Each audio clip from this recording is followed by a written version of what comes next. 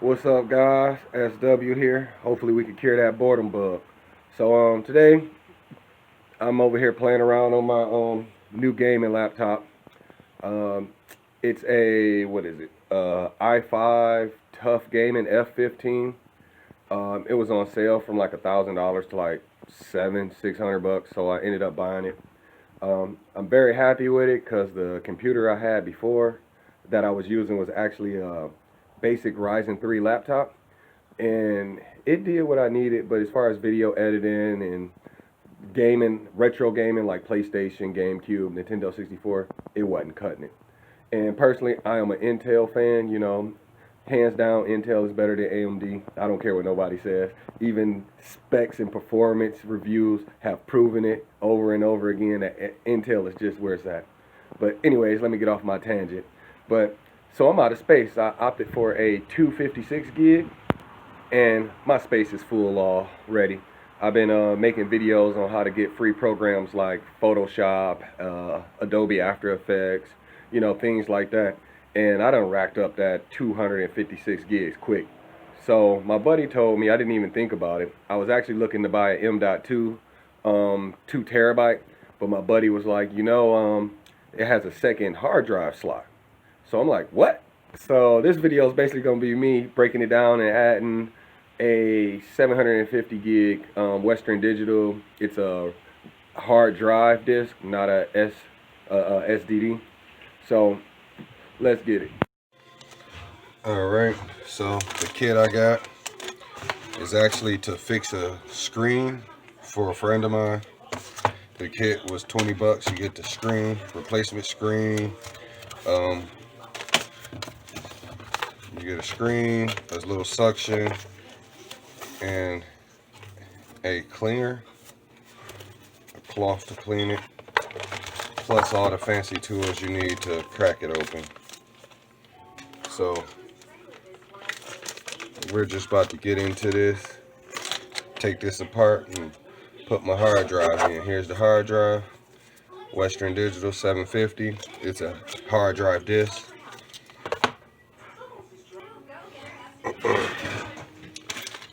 Okay, so need a screwdriver. Laptops are pretty easy to disassemble, especially the newer ones. What is that? 2, 4, 5, 6, 7, 8, 9, 10, 11. So 11 screws.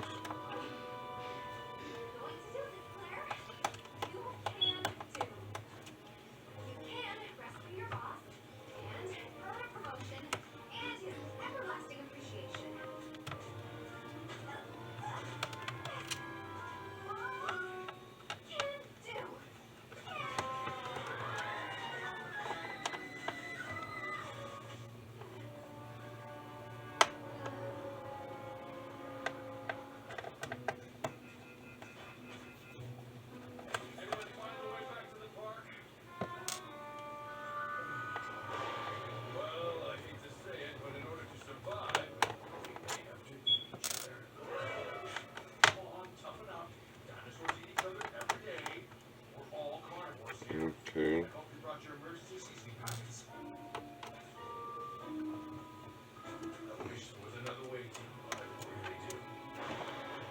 I believe I got them all loosened. Yep. They're all loosened. Okay. Now use the fancy guitar pick, because it's plastic, less intrusive on the device. Let's see, there's a little seam.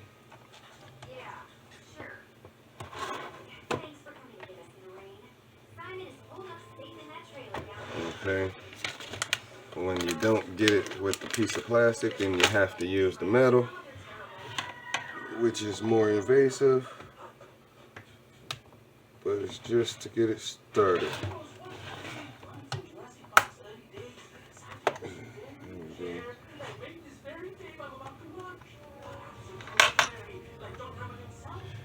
This is going to be rough, so I'm going to have to get my screws out.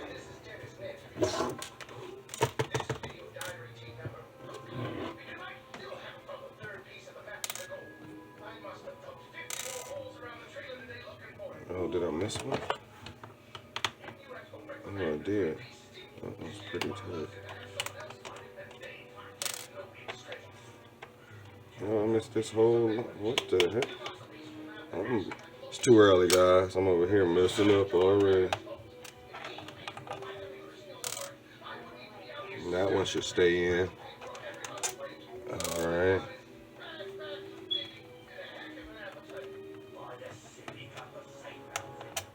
Okay, well, we just take them all out. Give this one a few more turns just to play it safe. Alright. Now we must find the seam.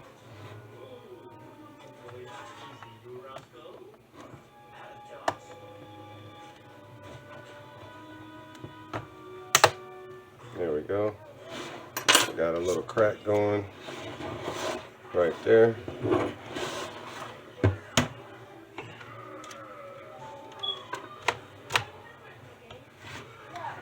Okay. Come on, baby. Open for daddy.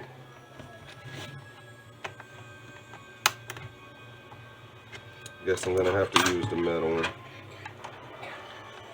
I really don't like using it because I can't see what I'm doing in the inside.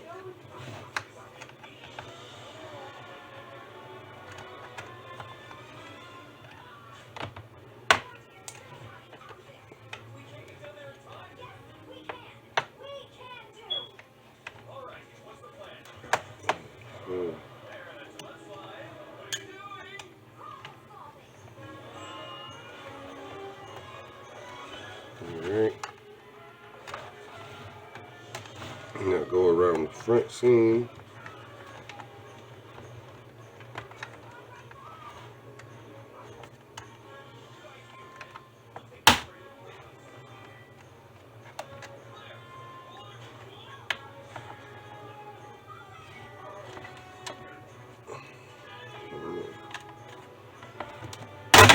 There we go. Bam. Alright, now we opened her up. Move this out the way. Okay. So I opted for the 48-watt-hour battery for the simple fact that it's smaller and it gives me the extra. I didn't know it did that, but I did opt for the smaller battery because it said I can upgrade it more. And that they wasn't lying. Here's the hard drive, babe. Alright. So I figured I'd give y'all a quick little review of it while it's disassembled. So it shares a heat pipe. That's pretty cool. Shares them. I'm not quite sure how is it self-cleaning because you can see dust in there. Let me turn my flash on for yeah, there we go. You can see dust in there.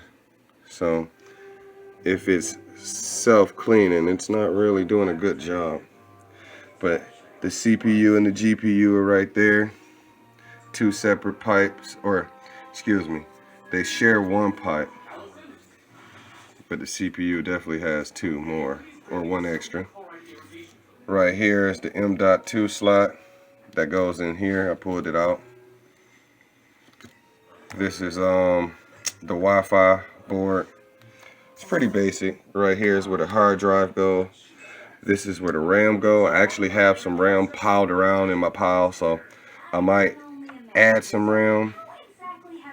I got to see if it runs at the same frequency, because one issue is it will bottleneck, meaning if you got one running at 3200 megahertz and another one running at 2 grand, for example, both are going to run at 2 grand. But it's pretty simple. I've already disassembled the 4 screws, and now it's time to insert this fanciness. Hopefully you bought your device new, because if you did, it comes with an adapter that you connect to your hard drive, and right here to HD connection right there. Alright, to connect it's pretty easy. Make sure it's pretty easy. Big side, little side. Bam, it's connected. Now you have to insert this fanciness into the little connector I showed you. Sometimes it's easy, sometimes it's not. And since I'm working with the battery connected still, you have to be very careful.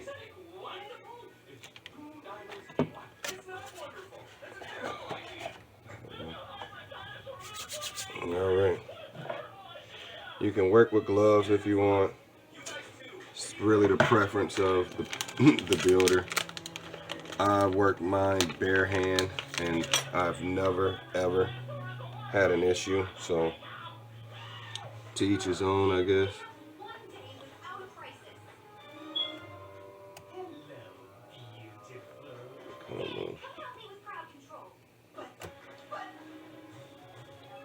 Where you just to slip in, where you be that simple. Sometimes there's a lock, so let's see if I just slip it in. Yeah, it does come up. Yeah.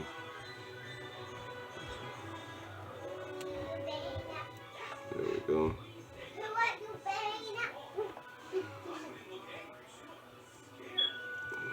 Okay. There, it's up.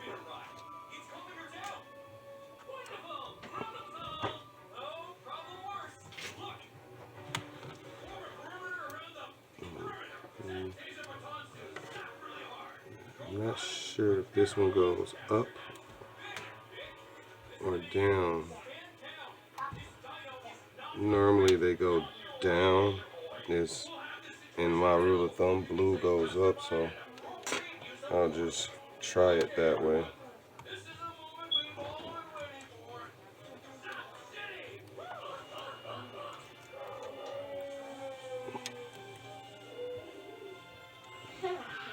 Alright, there we go. Now it's in. Okay. Line it back up.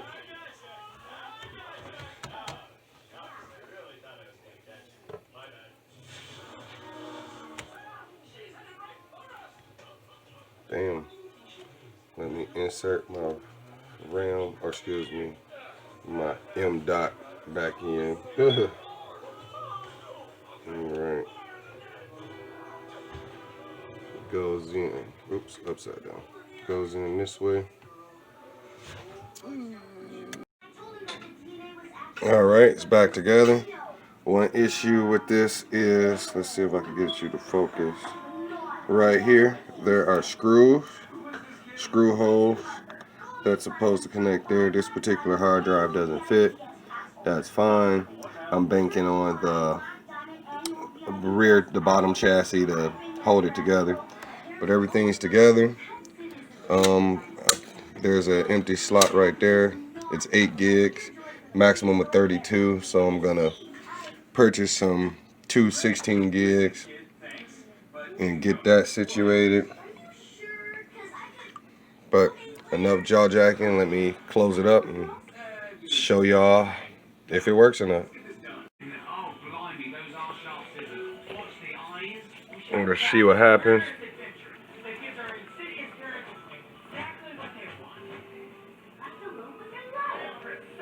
I'm gonna record this and then I gotta go be a fatty, eat my patty melt, and then I'm gonna record another video of doing the sink, adding the garbage disposal. Alright, let's see what happens.